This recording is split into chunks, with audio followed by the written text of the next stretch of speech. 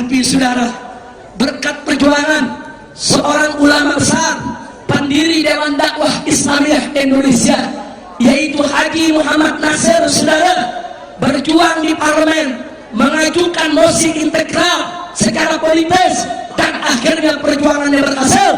Republik Indonesia Serikat dibubarkan dan diganti dengan Negara Kesatuan Republik Indonesia yang disingkat NKRI. Sampai hari ini saudara, ternyata NKRI hasil jerih siapa? Hasil jerih siapa? Hasil jerih siapa? Ya, tahu-tahu sekarang ulama dibilang anti NKRI.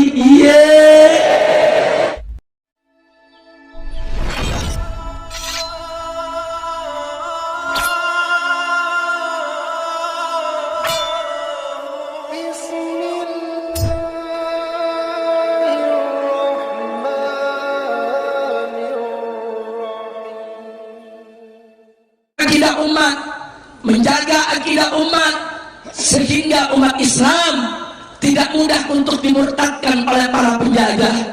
Alhamdulillah. Maka itu saya ingin ajak semua saudara, betapa pentingnya untuk kita mengkaji sejarah, dan betapa pentingnya untuk kita mengambil pelajaran dari sejarah. Ingat, isi Al-Quranul Karim saudara tidak kurang dari sepertiganya adalah sejarah. Bagaimana dalam Al-Quranul Karim Allah ceritakan sejarah dari aneka ragam manusia, mulai dari sejarah manusia-manusia suci seperti para rasul dan nabi, sampai kepada sejarah manusia-manusia durjana seperti Namrud dan Fir'aun saudara. Untuk apa Allah ceritakan itu semua? Fa'tabiru ya ulil absar. Tidak lain dan tidak bukan adalah untuk kita mengambil iktibar, untuk kita mengambil pelajaran dari sejarah manusia suci, para rasul dan para nabi, supaya kita bisa mensuri tauladani mereka, meniru jejak perilaku mereka, meniru daripada kemuliaan akhlak mereka saudara. Dan dari sejarah manusia-manusia durjana seperti Namrud, Fir'aun dan lainnya, untuk apa? Untuk bisa kita lihat betapa angkuh dan sombongnya mereka, lalu bagaimana akibat yang ditimbulkan dari keangkuhan dan kesombongan mereka, serta betapa kemurkaan Allah serta siksa pedih yang disiapkan untuk mereka, agar kita tidak meniru mereka, tidak mencontoh mereka, sehingga kita terhindar daripada siksa api neraka. Karenanya saudara, sekali lagi, sejarah teramat penting, sejarah teramat perlu untuk kita baca, untuk kita kaji, untuk kita mengambil pelajaran, insya Allah. Nah, karena itu saudara, mari kita lihat betapa dulu tak kala Indonesia ini saudara masih dikuasai oleh kerajaan Hindu dan oleh kerajaan Buddha saudara. Para habaib dan para ulama kita datang saudara dari negeri Arab sana, dari negeri Yaman sana, turun ke Nusantara ini saudara. Mereka telusuri tepian pantainya, mereka masuki pedalamannya hanya untuk menyebarkan Islam. Lihat bagaimana perjuangan Wali Songo di Pulau Jawa ini.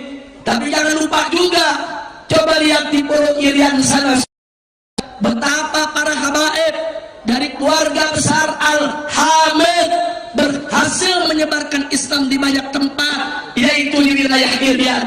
Kemudian lihat Sulawesi saudara, betapa dahsyatnya, yaitu perjuangan keluarga besar Al-Jufri yang menyebarkan Islam sampai ke pelosok-pelosok Sulawesi saudara, hingga hari ini. Kemudian lihat Kalimantan, bagaimana berdiri Kesultanan Al-Gadri, Kesultanan Kubu dari keluarga besar Al-Gadri maupun Al-Idrus, saudara.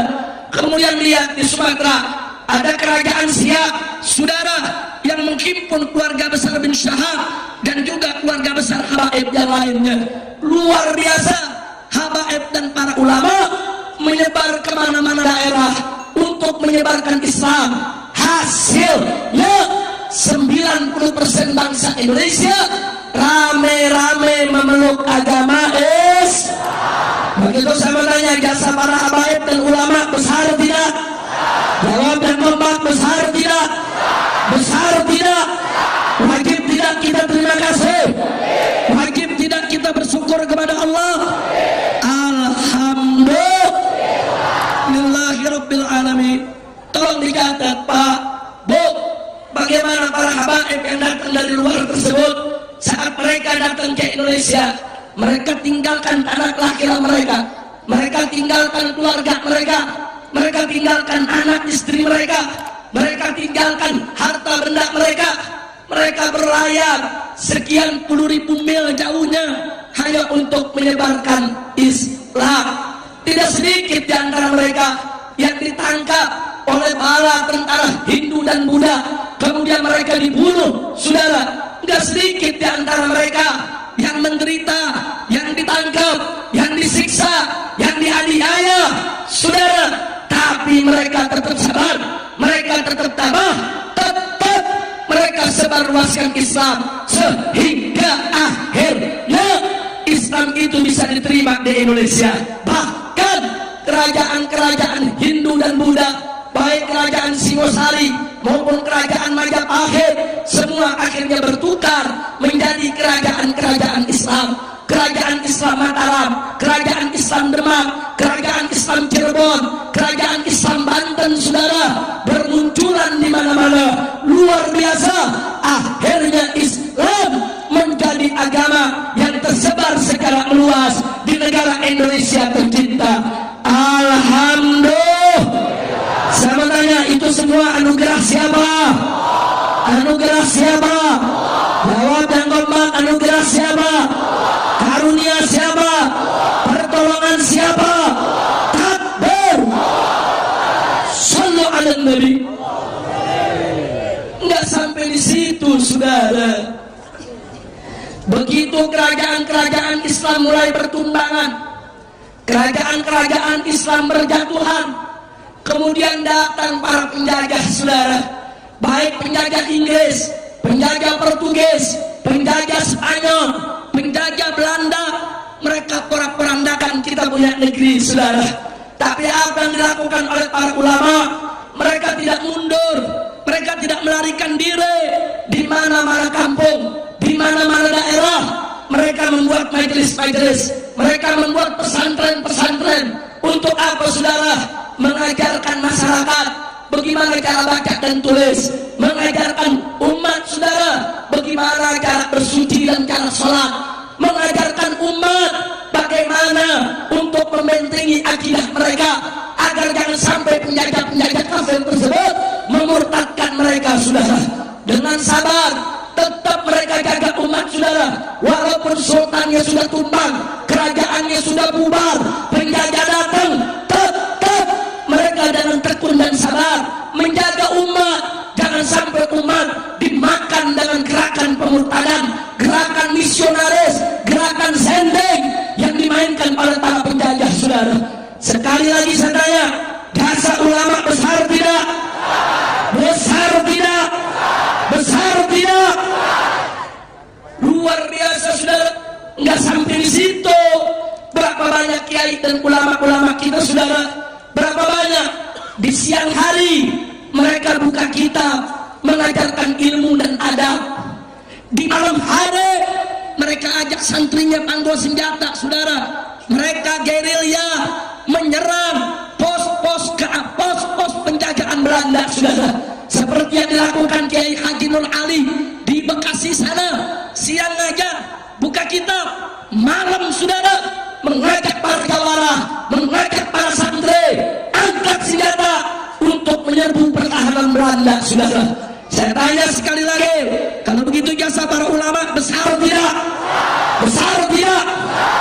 Di Bogor, saudara, ada Mama Bakri, ada Mama ada Mama Kiai Haji Abdullah bin Nuh, bagaimana perjuangan mereka. Di Tasik saudara, ada Kiai Haji Zainal Mustafa, bagaimana mereka melawan tentara Jepang sampai satu kampung dibantai oleh Jepang. Beliau dengan keluarganya dibantai oleh Jepang, dibakar pesantrennya saudara sampai gugur di jalan Allah. Enggak, mereka tidak peduli, tetap mereka setia menjaga agama, setia menjaga umat, setia membela negara saudara. Takbir, takbir. Nah saya mau tanya saudara, itu waktu ulama-ulama kiai-kiai pada berjuang, NKRI udah lahir belum? Jawa dan Kompak NKRI udah lahir belum? Pancasila udah ada belum? Bhinneka Tunggal Ika udah ada belum? UUD 45 udah ada belum? Tentara kemana tentara? Udah ada tentara belum? Polisi kemana polisi? Udah ada polisi belum? Udah ada saudara. Lah tentara, wala polisi saudara. Sebelum ada tentara, sebelum ada polisi, maka para kiai dan para santri serta para jawara, mereka lah tentaranya umat Islam, mereka lah yang berjuang mengusir penjajah Belanda. Takbir, takbir, angkat tangan semua, takbir, takbir, sallu ala nabi. Sekali lagi saya tanya, kalau begitu jasa ulama besar tidak? Jasa habaib besar tidak? Jasa kiai besar tidak?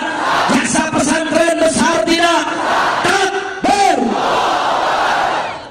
Bahkan menjelang kemerdekaan saudara, itu para kiai yang punya laskar, punya pasukan saudara, laskar mereka macam-macam namanya. Ada yang dikasih nama Jundullah, ada yang dikasih nama Hizbullah saudara. Mereka satukan semua untuk menjadi apa? Menjadi BKR, Barisan Keamanan Rakyat, yang kemudian berubah menjadi TKR, Tentara Keamanan Rakyat, yang kemudian berubah lagi menjadi TRI, Tentara Rakyat Indonesia, menjadi Tentara Indonesia saudara. Tidak lain dan tidak bukan adalah Panglima Besar Jenderal Sudirman. Kita tanya, siapa Sudirman? Ternyata Sudirman adalah Ustadz Madrasah Ibtidaiyah di Yogyakarta saudara. Takbir. Ternyata yang buat tentara siapa? Ustadz saudara. Tentara yang mencetuskan tentara siapa? Ustadz saudara. Masya Allah. Sekali lagi saya tanya, kalau gitu jasa ulama besar tidak? Kiai besar tidak? Ustadz besar tidak? Tahu-tahu saudara, begitu udah merdeka ulama dikriminalisasi. Iya, kacau tidak? Kacau tidak? Kacau tidak? Itulah Indonesia. Perhatiin dah, sedih gak? Baik, kita lanjutkan saudara. Nggak sampai di situ Pak Bu. Sebelum kita merdeka saudara, dibentuklah BPUPKI saudara. Apa itu saudara? Itu Badan Persiapan Usaha, Badan Panitia Usaha Persiapan Kemerdekaan Indonesia. Untuk apa? Berunding merumuskan dasar negara saudara. Siapa anggotanya? Ternyata di sana ada Kiai Haji Wahid Hashim, pimpinan Nahdlatul Ulama, dan di sana juga ada Kiai Haji Abdul Qahar Muzakir, pimpinan Muhammadiyah, dan di sana juga ada Kiai Haji Agus Salim, pimpinan Sarekat Islam saudara. Luar biasa, ulama-ulama duduk berunding rapat untuk merumuskan dasar negara kita. Kemudian ada Bung Karno mengusulkan supaya kalau Indonesia nanti merdeka, dasar negaranya dinamakan Pancasila saudara.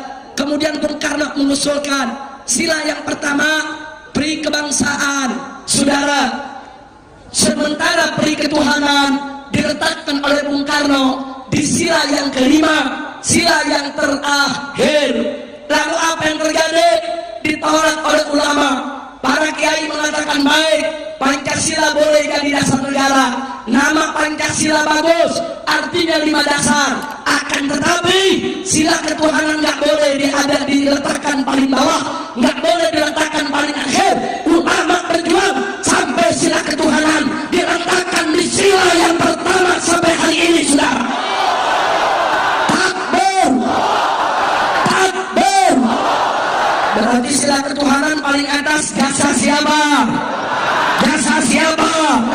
Dari Pancasila itu ijtihad ulama, upaya ulama, kerja ulama, bukan semata-mata hanya jasa Bung Karno saja. Betul? Betul? Nah kalau begitu saya tanya, jasa ulama besar tidak? Besar tidak? Besar tidak? Gak sampai di situ, saudara. Anda tahu apa yang terjadi? Belanda balik lagi ke Indonesia setelah kita umumkan kemerdekaan 17 Agustus tahun 1945. Belanda datang bonceng nikah tentara Inggris, saudara. Untuk apa? Untuk menjaga kembali negara Indonesia. Tolong diingat, saudara. Lalu apa yang terjadi?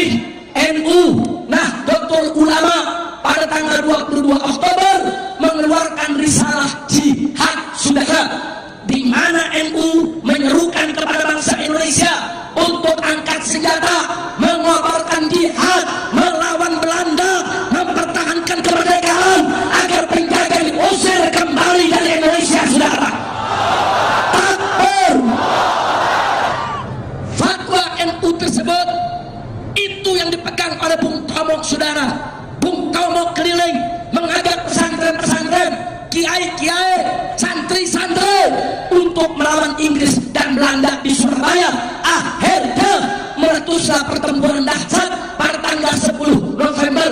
Ribuan kiai, ribuan santri gugur sebagai pahlawan, saudara.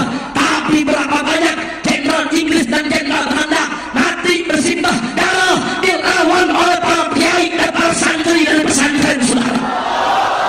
Takbir. Takbir. Berarti jasa kiai besar tidak? Jasa santri besar tidak? Takbir. Nggak sampai di situ, saudara. Begitu PKI berontak tahun 1948 dan PKI berontak lagi tahun 1965, saudara, bahkan 7 jenderal diculik, dibunuh. Saat itu, saudara, itu tentara sudah down. Bagaimana nggak down? 7 jenderalnya dibunuh, saudara. Bagaimana tidak down? Sebab 3 juta anggota PKI di seluruh Indonesia, mereka semua dipersenjatai, saudara. Mereka semua punya senjata, saudara. Sementara jumlah tentara hanya beberapa puluh ribu. Bagaimana mau hadapi PKI 3 juta bersenjata, saudara? Nggak bisa.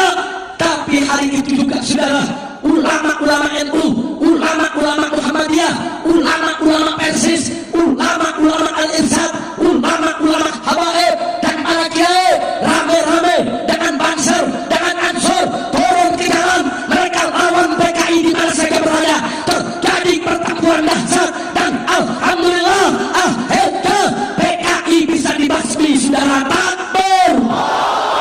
Takbir.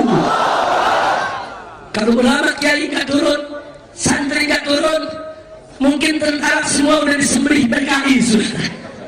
Maka itu saya tanya sekarang, kalau begitu, saudara, jasa ulama besar tidak? Jasa kiai besar tidak? Takbir. Berarti selama ini kiai setia kepada Indonesia, betul? Kiai setia kepada NKRI, betul? Kiai setia kepada Pancasila, betul? Takbir. Saya tambah satu lagi, saudara. Begitu kita bertempur melawan Belanda, Jakarta direbut Belanda, Bung Karno lari ke Yogyakarta, saudara. Terus dikejar oleh Belanda sampai Bung Karno, Bung Hatta ditangkap dan dibuang keluar Jawa, saudara. Sementara Panglima Besar Jenderal Sudirman masuk ke hutan memimpin perlawanan dengan cara gerilya, saudara. Ada yang menarik, saudara. Yang menarik adalah saudara kita dipaksa oleh Belanda untuk mengakui Republik Indonesia Serikat. Indonesia dipecah menjadi negara-negara bagian. Ada negara bagian Sumatera, negara bagian Jawa, negara bagian Kalimantan, negara bagian Sulawesi, dan seterusnya, saudara. Dibagi-bagi. Tapi saudara, berkat perjuangan seorang ulama besar, pendiri Dewan Dakwah Islamiyah Indonesia, yaitu Haji Muhammad Nasir, saudara, berjuang di parlemen, mengajukan mosi integral secara politis, dan akhirnya perjuangannya berhasil.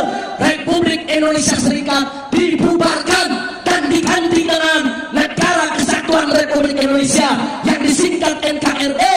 Sampai hari ini, saudara, ternyata NKRI hasil jerih siapa? Hasil jerih siapa? Hasil jerih siapa? Ya, tahu-tahu sekarang ulama dibilang anti NKRI. Iya. Ulama anti Pancasila. Iya. Ulama anti UUD 45. Iya. Ulama anti Bhinneka Tunggal Ika. Iya. Lu ngomong beduk yang nggak tahu sejarah. Beduk nggak tahu sejarah. Habaib dan ulama tahu sejarah. Betul. Betul. Saya mau tanya sekarang, kalau gitu belajar sejarah penting tidak? Perlu tidak? Kalau kita nggak belajar sejarah, kita nggak tahu jasa para kiai kita. Betul? Betul? Maka itu saya tanya sekarang, saudara, apa pantas kalau saat ini kiai dikriminalisasi? Pantas tidak? Kalau kiai disebut anti NKRI, pantas tidak? Kalau kiai dibilang anti Pancasila, pantas tidak? Kalau kiai disebut anti Bhinneka Tunggal Ika, pantas tidak? Jangan menghina ulama, saudara. Ulama ini nggak punya syahwat kekuasaan. Ulama ini bukan kompetitor kalian, umaroh, di dalam merebut kekuasaan. Ulama ini ikhlas, negor umaroh kalau mereka salah, dukung umaroh kalau mereka benar. Betul? Betul. Saya tanya saudara, kalau umaroh benar didukung ulama, bagus tidak? Bagus tidak? Kalau umaroh salah ditegur ulama, bagus tidak? Bagus tidak? Ini enggak, ulama tegur marah, ulama tegur makar. Kacau tidak? Kacau tidak? Ada kriminalisasi, makarisasi, terorisasi. Kacau tidak? Kacau tidak? Masya Allah.